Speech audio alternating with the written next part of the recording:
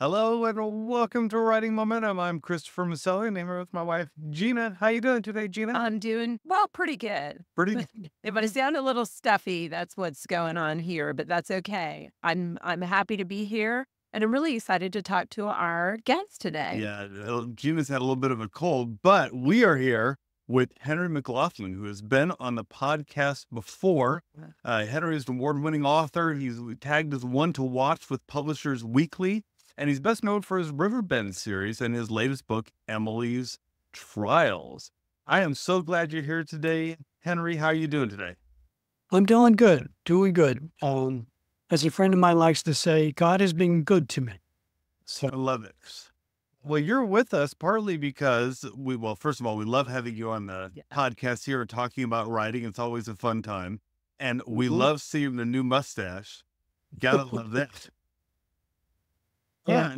But the reason a lot of people are going to be excited you're here is because one new thing we're doing in our Writing Momentum membership is we're going to start offering critiques that Henry is going to read for you. So if you've got a book that you've started writing, you've got that first chapter started, and you're like, I really want someone to look at what I'm writing and give me some good feedback on it, you're going to be able to send that to Henry if you're a part of the Writing Momentum membership, and he can critique it for you and give you some great feedback. So you can get a little ahead of myself, maybe, but if you want to find out about that, go to writingmomentum.com/membership and you can find out about the membership. But Henry, you can tell us what critiques even are. Okay. When I think of a critique, I think of I've written a book or started a book, and I want some feedback on what it looks like, how it looks, how it sounds, and I'm looking for honest feedback, hopefully kind. Um, and just somebody to look at maybe just my first page and say, what do you think of this? And just, I'll look at it, we'll read it, I'll make some comments on it and give them my best feedback for it and see where it goes from there. If your page is messed up, the book's going to be messed up. So, That's what I was going to say is that first page is so important. There's a lot of work that's going on in that first page that mhm. you have to capture. Can you talk a little bit about that? Why is that first page so important? What is it that page is having to do? That page has to engage the reader, has to get the reader's attention. Sometimes that's, you know, sometimes it's a dramatic beginning. Sometimes it's a crisis that's happening. Normally, what we want to do in that first page is start with action. Have your main character doing something on that first page.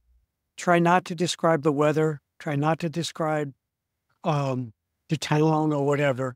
Try and get your character in action. That way, the reader has some person to connect to. And if they can connect on your first page, then they're more likely to read your second page than your third page. I mean, how many of us go into a bookstore and I forget who described these to me, but they make a decision on reading a book between 20 and 30 seconds. Wow. To pick up the book, look at the cover, read the back copy, then they start reading the first page. And if they're engaged by it, they'll keep reading. If they're not, they'll just close the book, put it back on the shelf. It's amazing how you think of a book that's 300 pages long, and if you don't connect with them on the first page, they just put it away. They just put it to one side. So that's really how crucial that first page is. Introducing your main character and what their action is, and then the rest of the pages you can fill in their backstory. Don't start with the dark and stormy night thing. Right. I like to read some of the old writers like Agatha Christie and those people, and they'll start with pages, and P.D. James does it too. Pages of what the city, what the town, where the story takes place, what that looks like. But you get used to that with them, but it's a way of writing that's kind of run out of style. And I think editors and agents now look for grab me on the first page.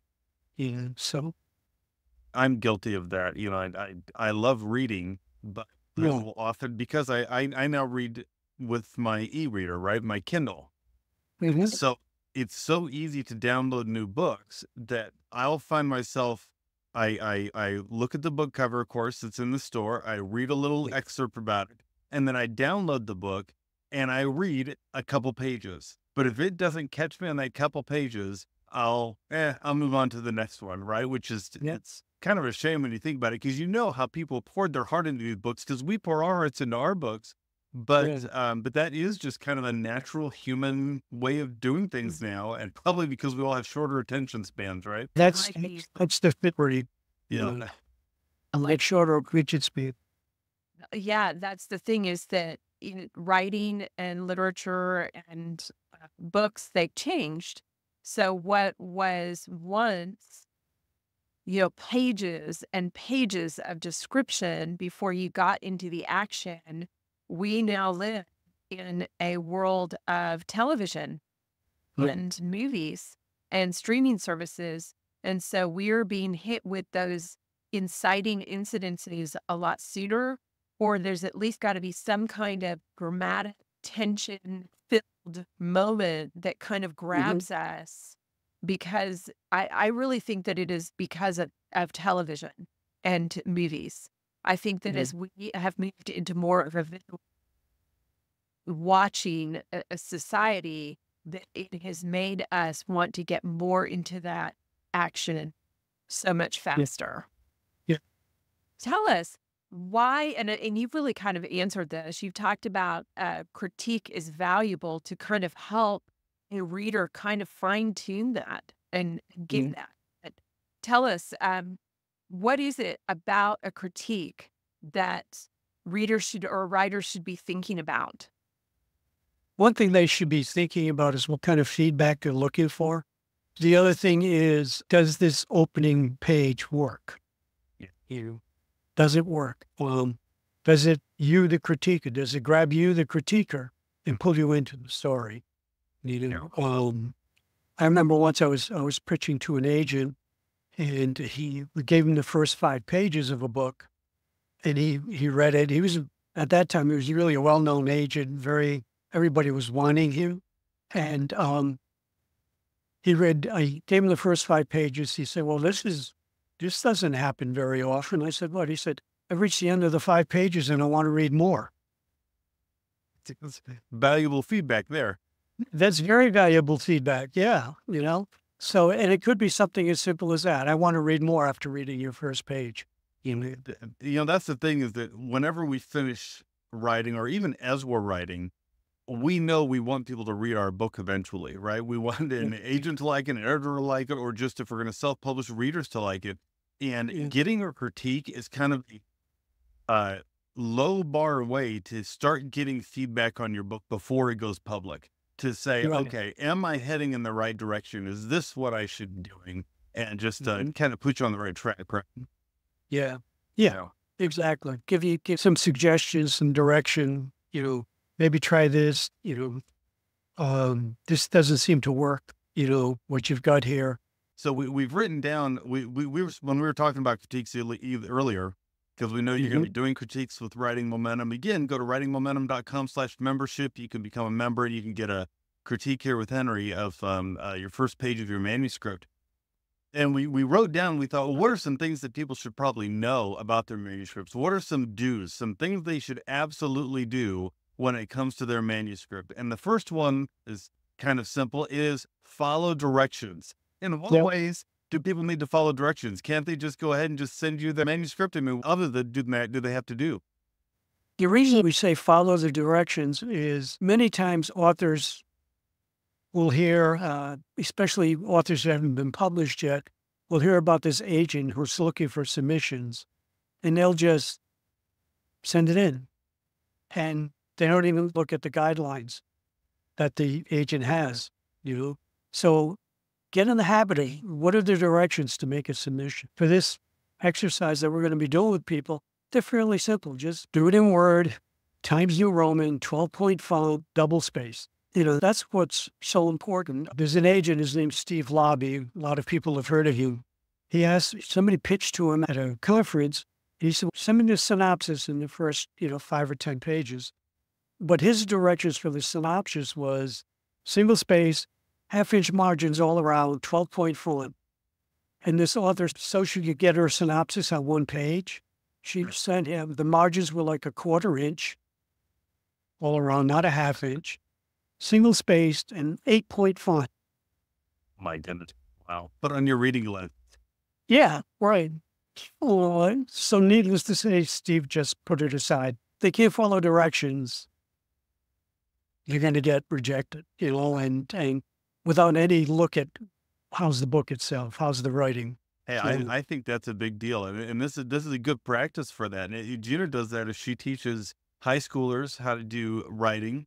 And she'll make sure they follow the format, because it really is like format is the way to get yourself in the door. If you're following the standard that the agent, the editor, anyone's looking for, and 90% of the other people aren't, you are more likely to have your manuscript read. I tell my students, don't lose 10% because you didn't follow the directions. Don't lose 10% of because it's a simple 10%, but it makes a huge difference.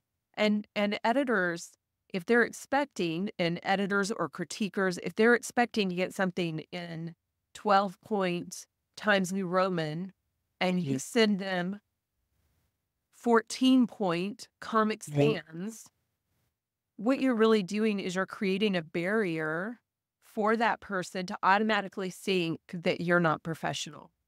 Right. Yeah. Exactly. So you're discounting yourself, and it's just so unnecessary, especially when people have put so much effort into writing a quality product. They're wanting to write their story, their book, whatever it is. They've put so much work into it. Don't let yourself get disqualified because you don't follow the directions. Exactly.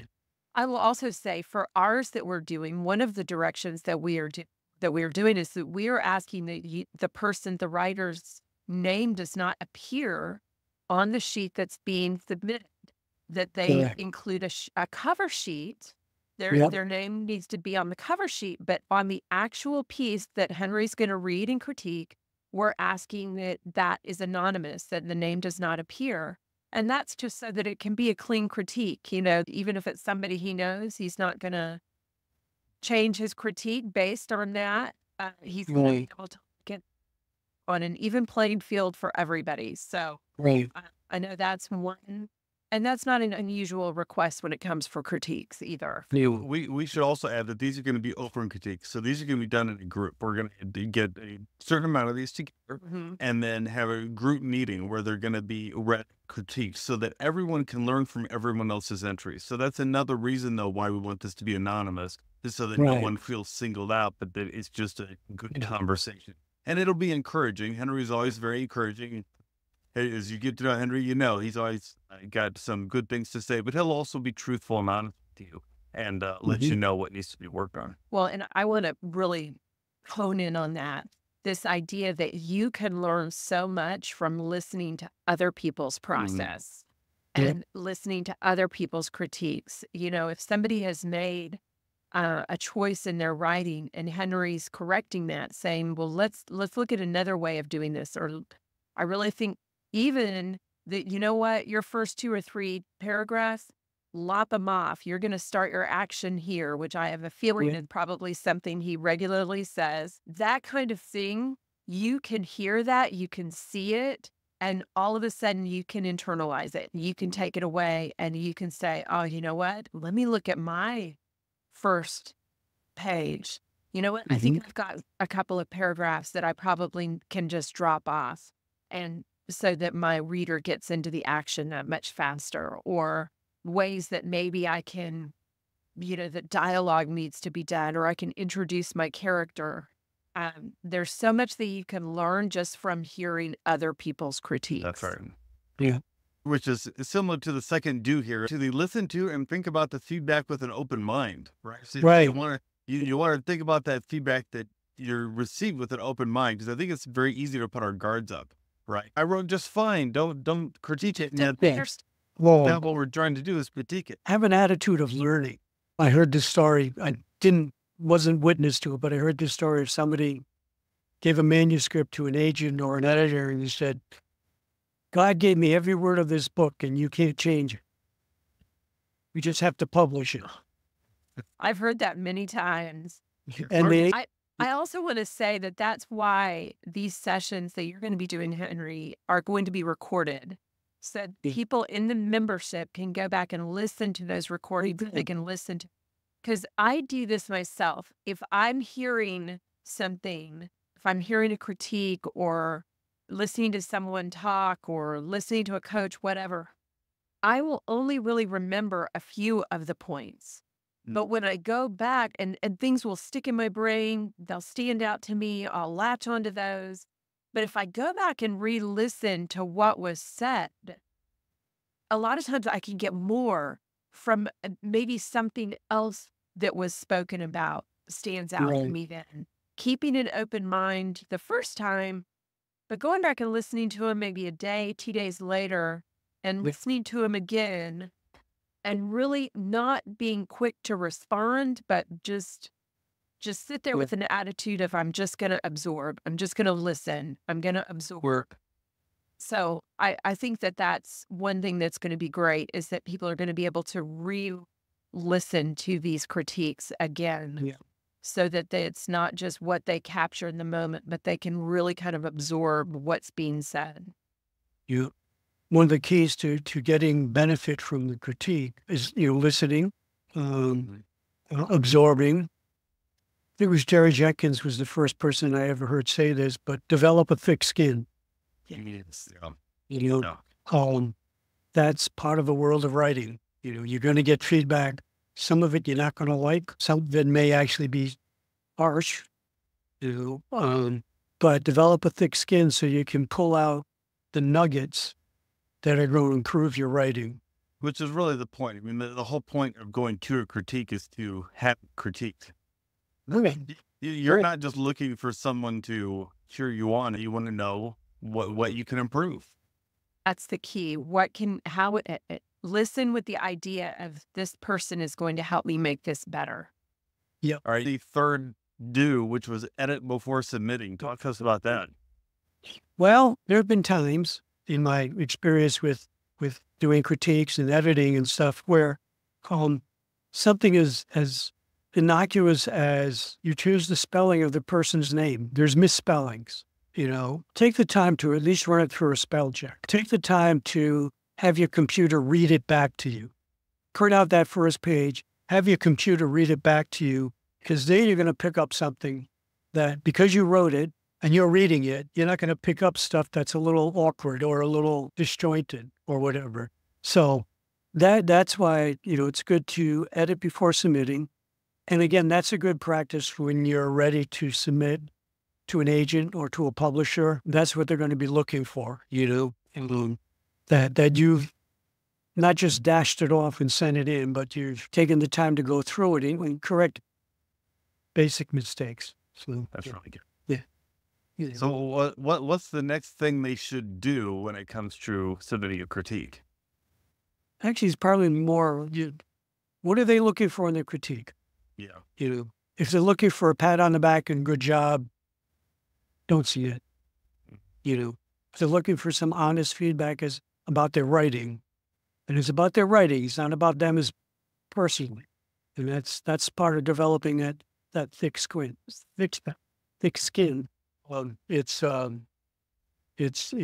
depersonalize the critique. This is not about me as a person. This is about my story. And I know it's hard for us to separate ourselves from our stories, because we've poured our heart and soul into that writing. But don't personalize the critique. I like that. I like it. Depersonalize. I like that. Depersonalize it. This is an objective assessment of my writing. It's like, I don't know, when you submitted a paper in high school and you thought it was the greatest thing you ever wrote and you get a D, Yeah. And it's like, man, so, if you don't have that thick skin, you're going to be like, oh, wow, why am I even trying? Yeah. It takes a while to be a writer. And like you said, to realize that it's about the story. You're Yeah. critiquing the story. You're not critiquing the writer. You're not Correct. critiquing the future. You're not critiquing the quality of what is going to happen to them in the writing world, in the Right. career, or whether or not they can call themselves a writer. They are a writer. They're Yeah. just there for their story. Yeah. And to improve their story. They're just Yeah. for looking for ways to improve their story. That's why they're there. Yep. Exactly. So good. Well, I think, Chris, you can give us the fifth one here. Yeah. The fifth one, very simple, is to be thankful. Yeah. When you're asking for someone to do a critique, they're sharing their time and their expertise with you to help you make a leap forward in your writing and with that manuscript, right? Because if you're left on your own, sometimes it's easy to get stuck. To have someone give you a good critique that can really help propel you forward is something to be super thankful for. And that's part of the reason, Henry, we're so thankful that you're going to be doing critiques here with Writing Momentum, because we know that it's going to help propel some of our writers forward. And it's really a valuable service. And it's such an honor to have offer to come and do this with us. Thank you.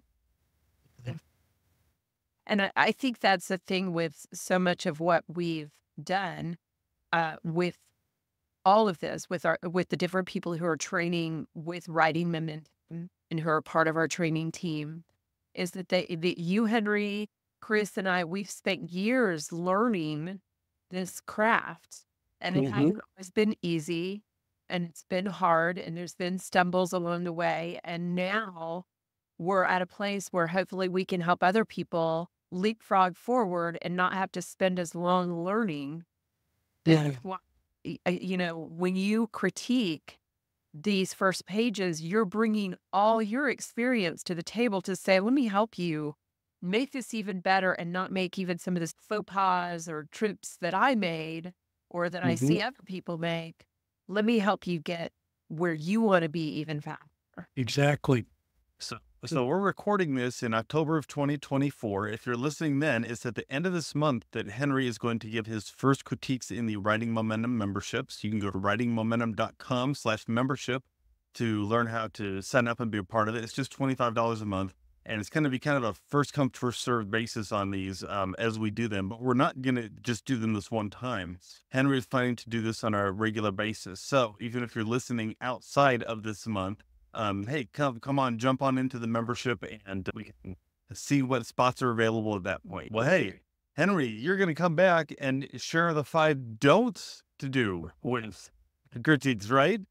Right. These are the to-dos today. All right. Thank you again for being with us here on the Writing Momentum podcast. And be sure to check out Henry's Boats, Emily's Trials is the latest one that's on Amazon, right? Yeah. Somebody told me that it's seated in Target. I said, wow, okay. Awesome. So wherever good books are sold. All right. Well, thank you so much for listening to the Writing Momentum podcast. If you have an opportunity to share this with someone who you think might like to get a critique, go ahead and do that and let them know they can be a part of the membership too. Because we're not all in this alone. We do this together, right? Yes, because together we have Writing Momentum.